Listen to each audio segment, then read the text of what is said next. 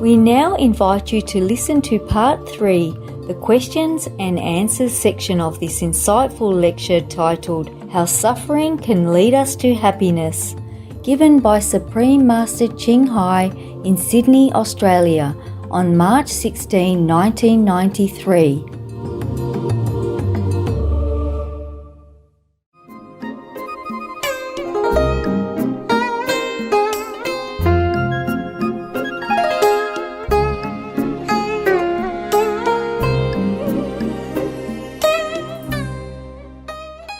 If Allah, Buddha, or Jesus were alive today, would they be greenies?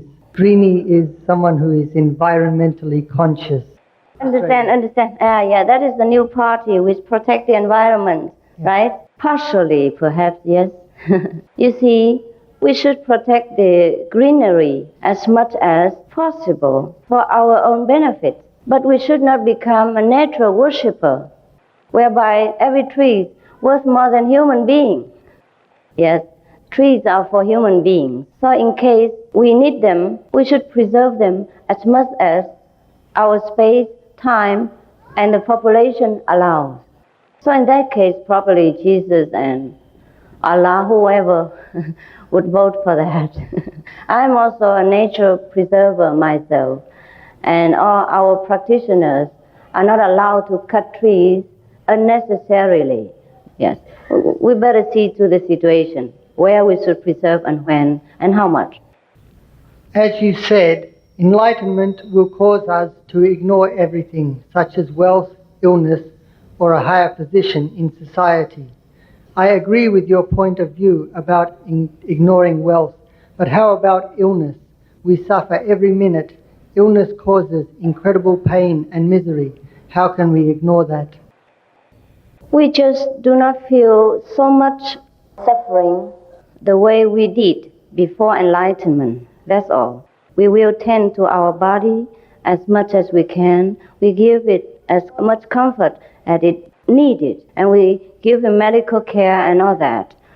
Should we have to suffer from illnesses, our patience, our enduring power increases, and therefore the illness doesn't bother us much. I do not say we ignore it completely. It doesn't bother us that much. And even after enlightenment, many of our illnesses just disappear. It is not miracles. It is because our superpower self awaken and regulate some of the misconstructing part in our body and destroy it. So many people found themselves with no more cancer. And even though they were already put on the operating table and anesthetic needle were already admitted to them. But then the doctor found, to their amazement, that no more cancer is there. So he was pushed outside again. So we don't ignore the illness. Illness seems to ignore enlightened people. I have the need to be more spiritual towards all life. How do I react to the negativity around me? If we have a spiritual tendency, then we have more tolerance towards all things, including negative influences and also any negative outlook in life. We'll be more tolerant, more understanding, and also our positive self will radiate somewhat these healing energies, which correct somewhat the negative atmosphere. We don't need to do anything really. If we are truly spiritual, things will better themselves in some degree. And should that person come to us for advice or want to better himself also, then we will be in a position to tell him what to do or suggest what to do. You said during the course of your talk that once we were perfect, but are not now. What circumstances led us to this situation? We are lost in the circus, and we enjoy so much the circus that we forgot our home. If someone come and just tap us on the shoulder and say, "Oh, you don't belong here," You have enough now, now you're hungry, you're cold, you should not stick here. Go home and then have some comfort. Dear Master, there is always a fear of the unknown. How can one be certain that the Guanyin method is the right one? Of course you don't know until you try. But as you see from our outlining principles, you can see that even if Guanyin method doesn't do you any good or you're not certain of the benefit of Guanyin method, one thing you can be certain that it will do you no harm. No harm if you eat vegetarian diet, at least you're healthy. If you don't believe in any spiritual compassion at all, it's proved scientifically that vegetarian diet is healthy for you. Okay, so one standpoint. And the so-called 5 precepts are to protect you from the uneasiness of mind. You should have only a very loving and one-pointed relationship. You do not take what doesn't belong to you, and you do not gambling, which causes misery to yourself and others and your family. You do not take alcohol and to make your mind, your vision blurred, and you do not take drugs. It's no good for you. From all these very apparent so-called material guidelines, at least you know that our teaching, our method, will benefit you somewhat. And from then you start, and you get to know better. And at least we offer you somewhat immediate proof of enlightenment. And at least we don't cash any money for it, before, between, and after. And you have no condition, no binding whatsoever. Suppose even afterward you don't want us, we also don't do anything to you. So in any way, you don't lose anything, you will only gain. And that is the symbolic thing I can tell you. But moreover, you must use your intuitive wisdom to ascertain which path to follow. Doesn't matter what I say, you have to know it. And pray to your inner self, to God, to Jesus, to Allah, to Buddha, whoever, to help you to decide. And if you see a stronger pull to come to us, then you know it is for you. Should you not feel it, or you feel stronger pull into the world, all right, then you're not yet ready. It's very simple. Are you connected with the Great White Brotherhood? The White Brotherhood originally denoted those who are highly advanced beings. Of course, probably in that sense, then I also belong there. But we belong to the Almighty, belong to ourselves. That is the surest. That's the only certain answer I can give you. We belong to a group of making you yourself better, making you become a master. Your students seem to worship you a lot and consider you like a god, a supreme being. Do you have any comments on their worshipping attitude towards you? I have no comment. They do what they want. They're free to worship or not worship me. I don't advocate worshiping myself or me or anyone at all. I always told them that the greatness is yours. Whatever miracles you have, or whatever things that occur to you, it is because you are on spiritual path, because you practice yourself, because your own great wisdom is awakened and help you. If they worship me or not worship me, make no effect on me. But I can't stop people. I can't stop them. I can't go to each one of them and repeat the same thing all the time. I can only give a general guideline, but they, just the way they are. People are like that. Well, they will grow out of it, don't worry. But that's good for them, it's good for them. They are one-pointed. I do them no harm, and if they remember me, it's better than they remember the devil. What do you think of sex? If you condemn sex, then you must condemn mud. But do not forget, a lotus flower comes out of mud. You repeat what somebody else is saying. If it's from you, I still accept it, but you repeat it from another so-called master. Is that right? I never condemn sect, do I? Did I in any lecture or in my lecture condemn sex? So, I guess you want to air your view. But it's not your view, it's somebody else's view. So it's better you get enlightened yourself and have your comments on sex.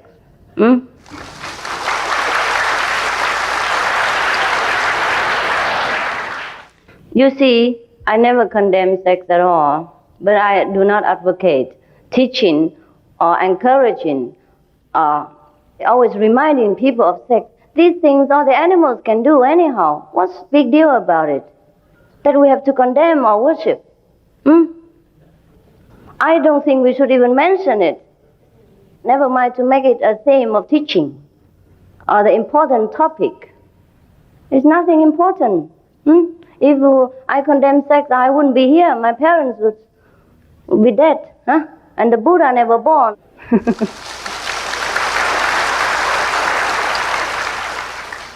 How do you learn to love yourself? Do we need to learn this? After enlightenment, we know that we are all right. That's all I can tell you. It's all right, the way I am. I don't know if I love myself or not. I just know I'm all right. I'm okay.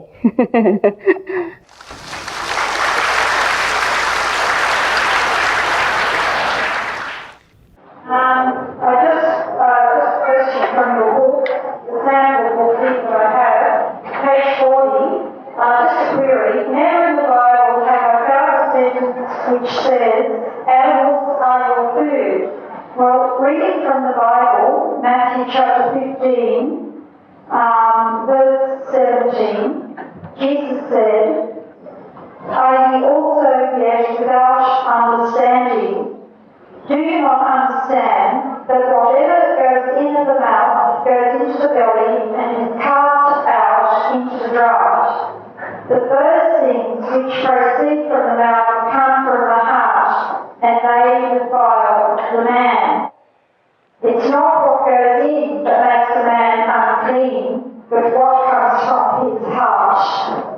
And the other quick reference I'd like to turn to is from the book of Acts, which I'm sure you're familiar with. Peter, as you know, one of Jesus' greatest disciples, he said that he went into a trance and he became hungry and would have eaten. And he saw heaven opened and a certain vessel descending unto him, as it had been a great sheet knit at the four corners and let down to the earth, wherein were all manner of four-footed beasts of the earth, and wild beasts, and creeping things, and fowls of the air. And there came a voice to him, Rise, Peter, kill and eat. But Peter said, Not so, Lord, for I have never eaten anything that is common or unclean. And the voice spoke to him again the second time, What God hath cleansed, call not thou uncommon. Thank you. Yes, thank you. In the first paragraph that you read in Matthew, it didn't mention meat at all. Probably Jesus at that time mentioned that because some of the people are so attached to whether eating pig or not eating pig. And certain food that they don't eat, but other food they can eat.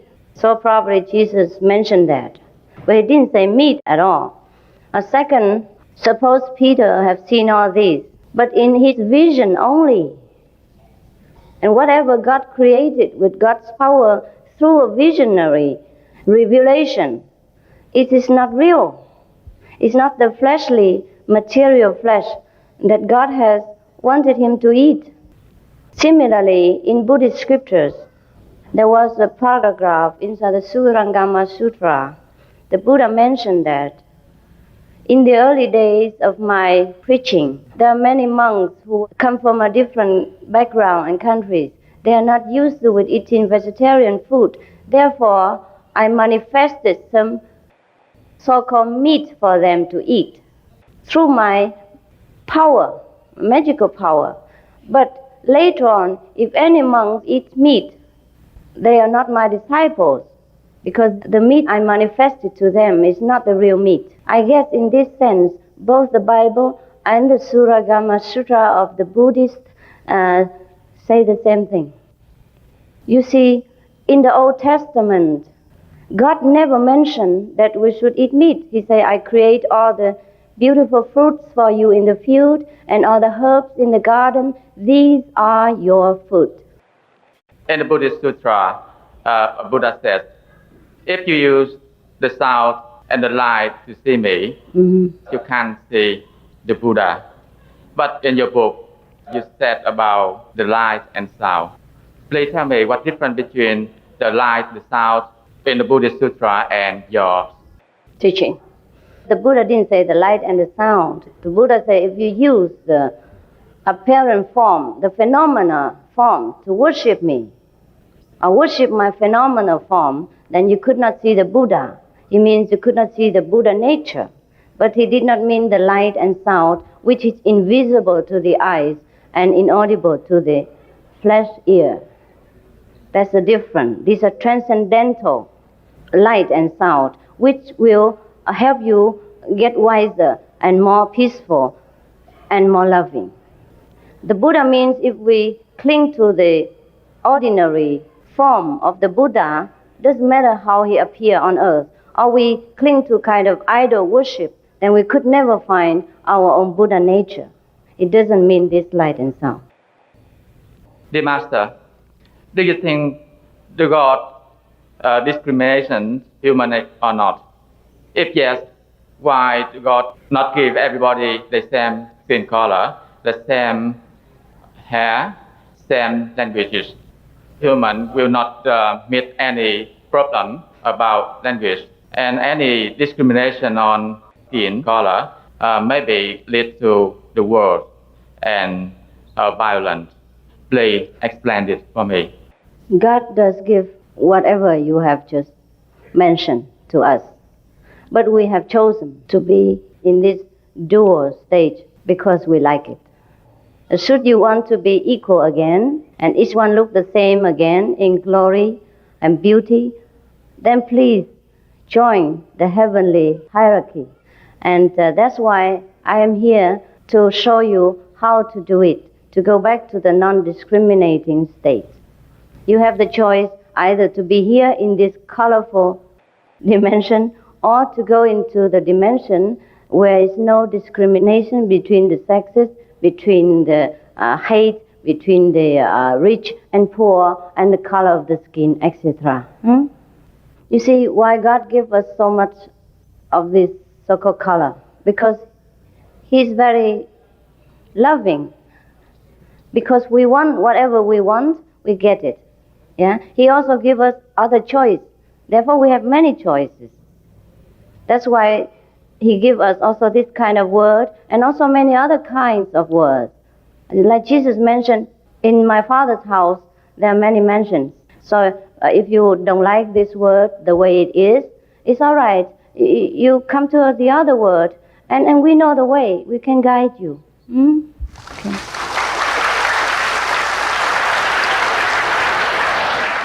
And those who do not like to go to the other world, it's all right the way you are. You stay here and do what you want.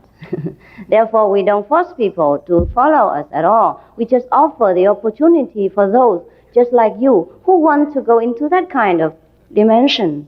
Yeah, every word, every place has its regulation and rules. So if you want to abide by that rules and regulation, then you stay in that place. If not, there are other kind of regulation and rules for yourself. For example, the Vietnamese or the Chinese who immigrate to Australia, even though they still so-called Chinese or Vietnamese, they have to abide by the rule of Australian government, whether they like it or not. They should never bother to ask why driving on the left side and not the right side. In my country, I always ride the right side. Why so complicated to ride on the left side? So that's the way it is. If you want to be in Australia, you just do it, make it simple, right?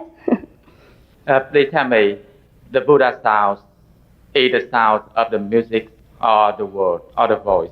This is like musical. Seems like, but it's not exactly like the music of our world. It's indescribable. It has indescribable effect on us. It's a symbol of the inner wisdom. And the more we hear it, the better we become and wiser we become. Not the voice, not the spoken word. Sometimes it can be, but it's not generally. We want a good result in meditation. Do you think we need to receive initiation from a real master for protection and introduction? If we haven't received the initiation and we meditate, what happens? You see, you have heard many people that had trouble when they tried to meditate alone without an experienced guide. It's a little bit adventuresome. But if you can do it alone, it's all right. You'll find enlightenment if you can do it alone. Just that in the general, it's better to have a teacher. Just like you learn English with a teacher, or you learn playing Kung Fu with a teacher. It's safer, quicker, and save a lot of time, and also save you a lot of unnecessary mistakes and downfall. I have read through your book and your lecture, and we recognize that you didn't discriminate between this religion to another one. You always get some of the word from teachers, from Buddha and another real master. Can you tell me your religion you are using now is make a good relation between some of religion or not? I do not advocate a particular religion anywhere because we have enough religions. And if a Buddhist should adhere strictly to the Buddhist rules and scriptures, he is a good Buddhist already. If a Christian truly lives according to the commandments, then he's a good Christian already. So I have no intention, and also not necessary for me to advocate that you should follow Christian or Buddhist. We have enough churches and temples who teach people to be Buddhist or Catholic or Christian. But we help the Buddhists to get in touch with the Buddha nature, help the Christian to know the kingdom of God, should they desire to know. It's only an offering, an offer only, and no condition, no force, no money before and after, no binding involved, and no religious background or meditational experience are required. Absolutely unconditional. If I belong to one religion, such as a Buddhist or Catholic, today I want to receive initiation from you, do I need to leave my religion? No, you don't need to leave your religion. I told you already. You can go to the church every Sunday or every day. I just teach you how to talk to God directly in your church, if you wish to. Dear Master, I don't believe any religion, but I have done a good job to everybody, and I try to make our neighbor happy, also to my father too. So if we die, can we go to the heaven? Sure you can. This kind of person all the religions teach us to be. Surely you'll be in heaven. But how long it lasts, I cannot assure you. Because your merit is also limited. Because if you're good to one father, maybe in 70 years, then maybe you have 70 years of heaven. And later on, probably we have to go back again and do other merits. But if we are truly enlightened and get direct contact with God while here, then we can ask for anything. And then we don't have to go back again if we don't desire to go back.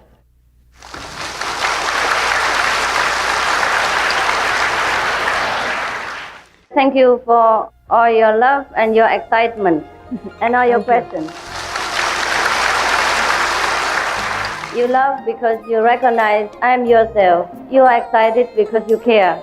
You care about my lecture and what I say. Thank you both. Yeah, I see you around.